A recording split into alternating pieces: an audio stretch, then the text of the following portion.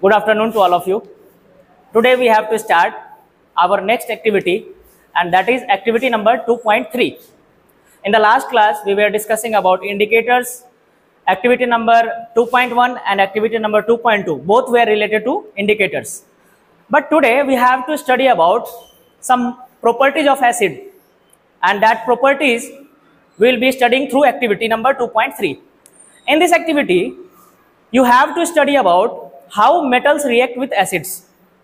Okay, so you have already studied in our regular classes, but through this activity you have to study with the metal zinc. Okay, how different acids react with zinc metal, you have to study through this activity. Okay, so first of all we'll read it.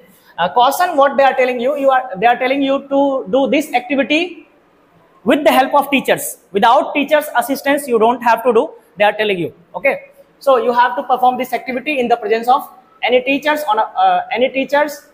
or any mentor.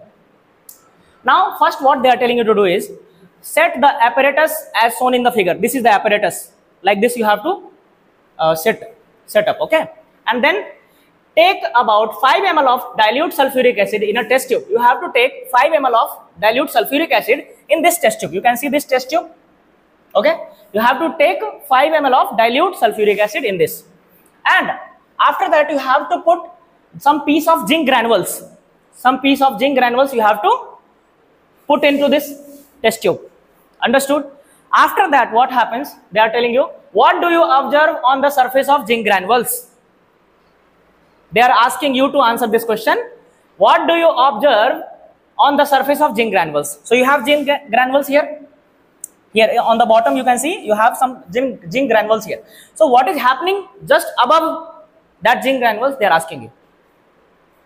Okay, so whenever you will put zinc in dilute sulfuric acid, then there will be formation of bubbles. Okay, there will be formation of bubbles. You can see here hydrogen gas bubbles, they have written here, but we will get to know whether it is hydrogen or not, we will get to know later. But first of all we have to understand there will be the development of bubbles. There will be some bubbles are produced when you put zinc granules in dilute sulfuric acid. Understood? Now after that what will happen? They have connected this with a tube that is known as delivery tube, they have told. So we have connected this with a soap solution. There is a container in which soap solution is kept. Okay, so what will happen? There will be evolution of gas. That is why bubble is getting formed, right? Bubble is getting formed because of some kind of gas is getting released. We don't know what is the gas, we will get to know later. But there will be for sure some kind of gas released. That is why there will be the formation of bubbles, right? So after that, the gas which is getting produced here, this gas will be transferred to this soap solution through this tube, right?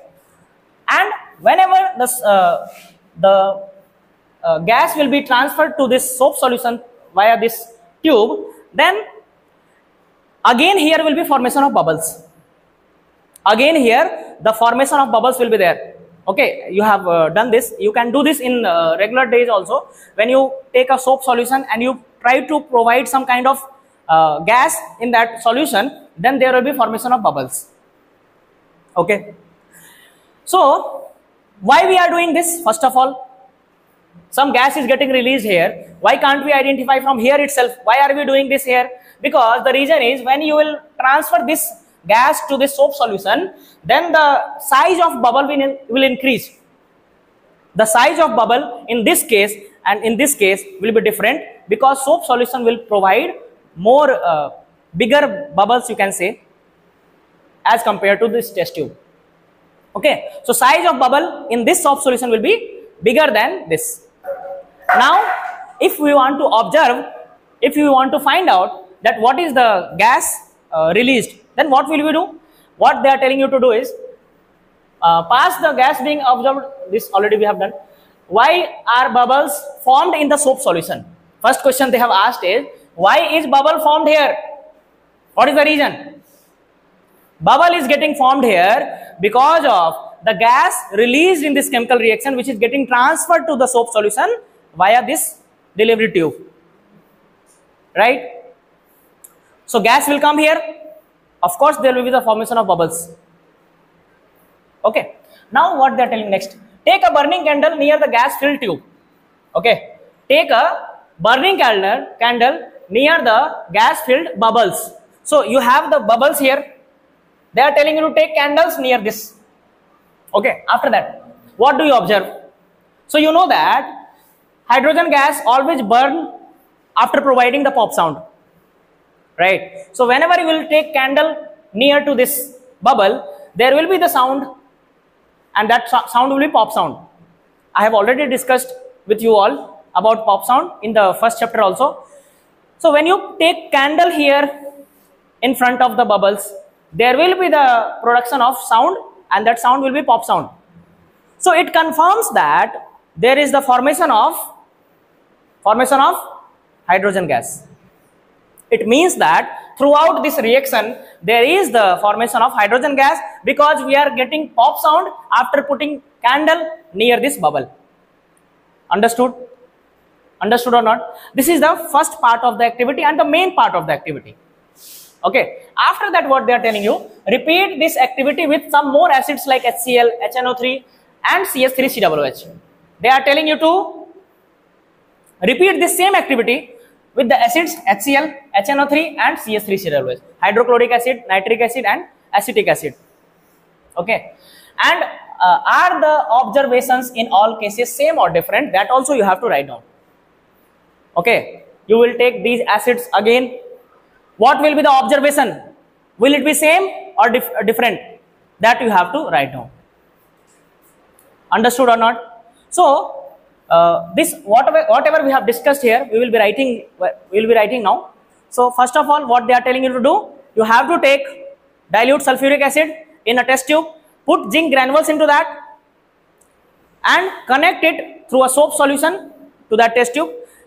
When you will put zinc granules in that, then there will be formation of bubbles in the test tube, which means that there will be the release, there will be some gas released, and that gas released will be transferred to the soap solution through that delivery tube, and here again you will have the formation of bubbles, which will be of course the larger size as compared to this one, and again you have to take candle near that bubble, and you will observe that there will be the pop sound produced in this reaction after the here.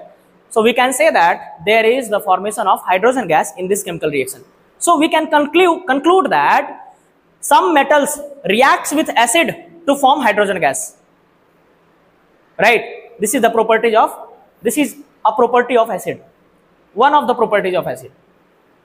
Okay? So first we will start. I hope you have understood. Now we will be writing now.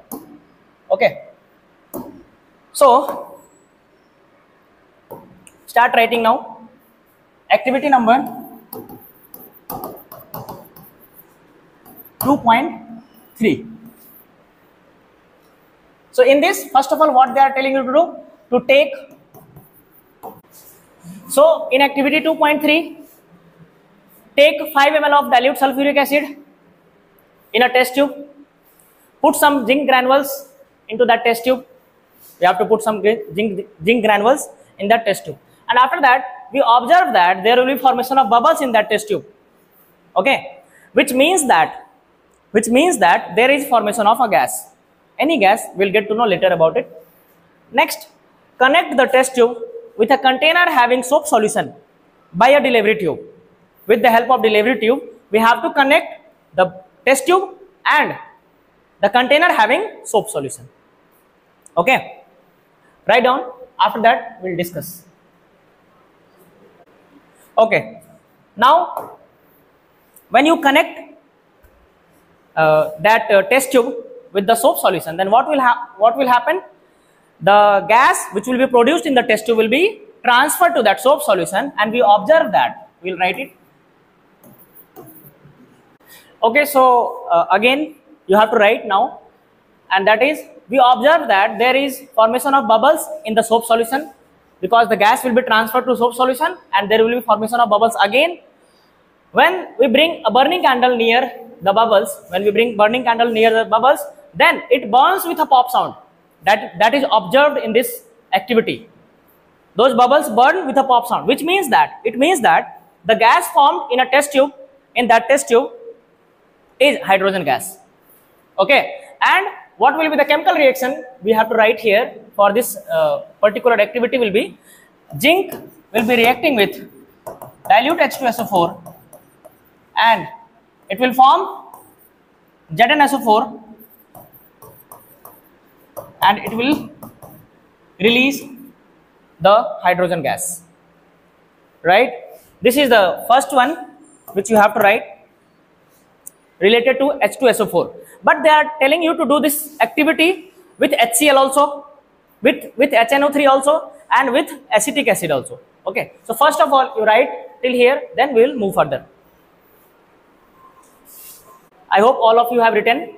Now this activity we have to repeat with some more acids they have told, that is HCl, and all of them you have to use is dilute HCl and dilute CH3COOH and dilute HNO3 you have to use. So when you will write and perform this activity, then you will observe that when zinc will be reacting with dilute HCl, okay, then there will be the formation of ZnCl2 and H2 gas will again be released. This arrow sign represents that there is the gas evolved in the chemical reaction. Okay, and third one, when you will perform this activity with CH3COOH, then again the same thing will happen, H2 gas will be released. So this will form ZnCH3COO2 plus H2, and this is the gas released again. Understood? Now, but in the next case, fourth case, and that is Zn plus, and this is again dilute, but since you know that CH3COOH is a weak acid, so if you use dilute also, strong also, it is not going to affect much. But in the question, in the activity they are telling you to use dilute only, so we will be writing it dilute. And next you have dilute HNO3. So when Zn react with dilute HNO3, then what happens? There will be the formation of ZnNO3(2), but there will be the formation of N2O and formation of H2O. There won't be formation of hydrogen gas. That is the main thing you have to understand. Okay, in case of HNO3, there will not be the formation of hydrogen gas. You have to understand that. Okay, and you can say that here there is, they all are, these all activities, all these four reactions, they are single displacement reaction, right? From example number 1 to example number 4, they all are the example of, they all are basically single displacement reaction. Okay, they all are the examples of single displacement reaction. Understood? But only thing you have to understand is result will be same in all the cases except HNO3, because in case of HNO3 there won't be any hydrogen gas formed. So if you perform this activity with the candle also, there won't be any pop sound produced, right? Which confirms that there is no hydrogen gas produced in case of dilute HNO3, dilute nitric acid, but in all three cases, H2SO4, HCl and CH3COOH will have hydrogen gas produced here. So in all these three cases, you will have pop sound when you test with the candle, but in this case, there won't be any sound, there won't be any pop sound. Okay, so we can say that hydrogen gas has produced only in first three. In this case, it has not produced, and the chemical reaction also, if possible, you have to remember. Understood? So that question also they have asked, that you have to write down your observations in all cases. So in first, second and third, the observations will be same, but in the last case, the observation will be different. Okay, so in this activity, we had to study about how acids react with metals. So you can understand that acids reacts with, not all acids, only some acids reacts with some metals to form hydrogen gas. That is the conclusion we can say. I will repeat it again. What I have told is only some acids reacts with some metals to produce hydrogen gas.